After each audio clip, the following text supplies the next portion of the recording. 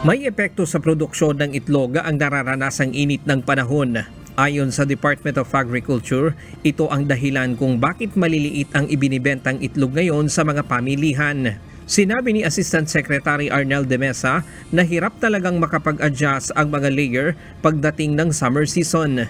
In terms sa init, kung ang bahay ng ating mga layers ay open space at mainit ang panahon, so directly correlated yung natural environment ng mga manok doon sa dami ng kakainin nila at yung dami ng kinakain nila ay may epekto kung gaano karami yung itlog at saka yung laki ng itlog. So kung mas kukonti silang kumain at stress sila, mas maliit yung itlog na mapuproduce ng ating mga layers or manok. Wala namang dapat ikabahala rito ang publiko dahil isa itong natural cycle. Pagtitiyak pa ng kagawaran, mayroon pa rin na mga mabibiling itlog na katamtaman ang laki.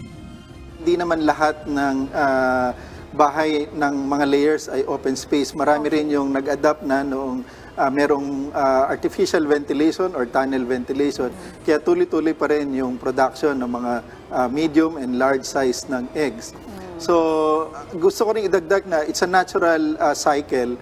Pag summer, may ganitong epekto. Pagdating ng panahon ng tagulan at malamig, maganda rin yung production or productivity ng ating layers.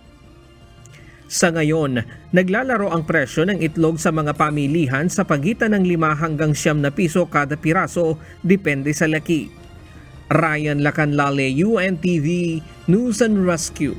Diyos ang aming sandigan, serbisyo publiko ang aming pinahahalagahan.